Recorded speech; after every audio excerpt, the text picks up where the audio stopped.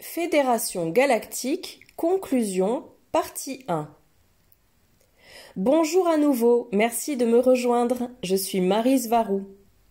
Après plusieurs vidéos sur la Fédération galactique, nous pouvons tirer quelques conclusions, même s'il y aura toujours d'autres données à prendre en compte et donc peut-être d'autres vidéos à venir. Le fait d'être ici en orbite ne signifie pas que je sais tout ce qu'il se passe, mais j'ai au moins une perspective différente, sinon meilleure, que celle d'une personne qui ne vit strictement que sur Terre. C'est un sujet extrêmement compliqué, mais voici ce que nous pouvons conclure jusqu'à présent. La plupart des choses qui sont publiées sur Terre dans d'innombrables livres, revues et chaînes YouTube du New Age donnent une version déformée des véritables caractéristiques de la Fédération galactique, dont le vrai nom est Fédération des planètes unies. Parce qu'ils ont tous tendance à mélanger les entités et êtres de lumière de plans existentiels très élevés et de royaumes éthériques avec la Fédération physique qui est composée de personnes étant pratiquement dans le même plan d'existence que tout le monde sur Terre. La seule différence, c'est qu'elles appartiennent à des races stellaires différentes, bien qu'elles soient dans un état vibratoire légèrement plus élevé que beaucoup de gens appellent la 5D. Les êtres physiques à l'intérieur de la Fédération vivent également une expérience dans un corps matériel et sont donc limités dans leur perception, de la même façon que le sont de nombreux humains. Bien que les niveaux de perception, de conscience et de densité ne soient atteints que par l'expansion de l'esprit, je dois souligner que le fait d'être sur Terre et d'avoir une expérience humaine n'est en aucun cas une limitation ou une raison pour ne pas être aussi avancé et ne pas avoir l'esprit aussi expansé que n'importe quelle autre race stellaire, que l'on soit sur Terre ou non. Même si nous devons tous être conscients qu'un type de corps différent, en particulier ceux d'apparence non humaine, aura également une gamme de perceptions différentes. De par ses 5 sens, ou tout autre nombre de sens que chaque espèce peut avoir, cet être percevra son monde et son environnement d'une manière différente de celle que nous avons en tant que lyriens ou humains. Pour ceux d'entre vous qui sont nouveaux sur ma chaîne, les lyriens sont la race stellaire de base d'où proviennent toutes les autres races stellaires d'apparence humaine, y compris les humains de la Terre. Ils sont originaires de la planète Lyra, qui orbite autour de l'étoile Vega dans la constellation de la Lyre.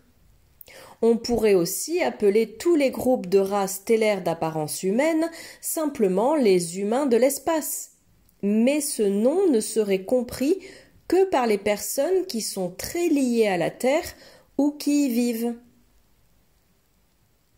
Bien que nous soyons tous guidés en permanence par des êtres de lumière, et que le soient également tous ces représentants de la Fédération galactique qui sont dans des corps physiques et qui ne sont rien de plus que de simples politiciens, ces derniers portent aussi directement la responsabilité de guider la Terre et tout ce qu'il s'y passe. Tous ces politiciens de la Fédération insistent sur le fait que ceux qui guident vraiment la Terre sont les habitants de la Terre eux-mêmes, alors que ces derniers, les habitants de la Terre, sont guidés par des êtres de lumière depuis des plans d'existence supérieurs. Des êtres qui peuvent être ou non le soi supérieur de chaque personne sur Terre et qui manifestent toute cette réalité de manière individuelle et collective. Le fait de dire que ce sont les humains qui doivent se guider eux-mêmes est donc une position confortable ou une excuse utilisée par les représentants de la Fédération pour prétendre qu'ils ne peuvent pas les aider davantage, alors qu'ils pourraient sans aucun doute aider les habitants de la Terre à manifester une réalité bien meilleure pour eux tous. Bien que sur Terre, de nombreuses personnes confondent la fédération physique avec celle des plans d'existence supérieurs, La Fédération galactique en tant que telle n'est qu'une organisation dans le monde physique, composée d'êtres physiques. Car les êtres de lumière et les entités des plans supérieurs ne se désignent pas eux-mêmes comme une fédération, et il n'y aurait d'ailleurs pas besoin d'y créer une telle organisation. N'importe quelle guidance que les êtres de lumière et les entités des plans supérieurs peuvent donner aux habitants de la Terre sont une chose, et la manière dont la Fédération galactique guide les humains en est une autre. Même si ces êtres de lumière interviennent probablement auprès des représentants de la Fédération qui prennent des décisions par rapport à ce qui est en train de se passer sur Terre. Il n'y a pas de guerre spatiale autour de la Terre. Il n'y a tout simplement aucune preuve d'une telle guerre. Il n'y a pas non plus de race invasive se trouvant aux alentours de la Terre, contrairement à ce que disent de nombreux contactés, étant donné que tous ces schismes et tous ces conflits ne se produisent que sur la Terre et pas ailleurs. Tout le monde social, toute la matrice terrestre et tout ce qui se passe à l'intérieur de cette matrice est manifesté par l'esprit humain. Et cela inclut une grande partie de la façon dont la Fédération galactique est perçue sur Terre. Car cette perception est chargée de nombreux concepts religieux qui ne collent tout simplement pas et ne reflètent pas ce qu'est la fédération objective, vue depuis la perspective de quelqu'un qui ne tombe pas dans cette influence religieuse.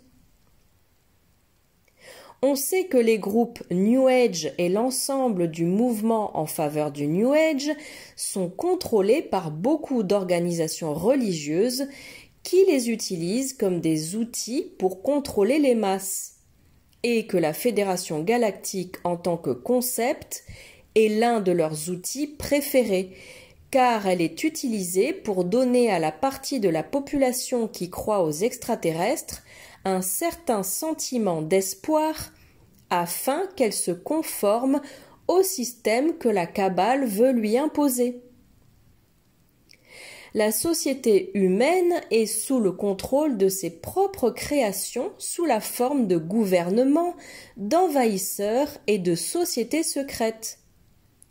Tout cela a été manifesté dans la matière par la population elle-même, parce qu'elle a concentré son attention sur ses peurs et sur ses pires cauchemars, ce qui a eu pour effet d'en manifester encore plus.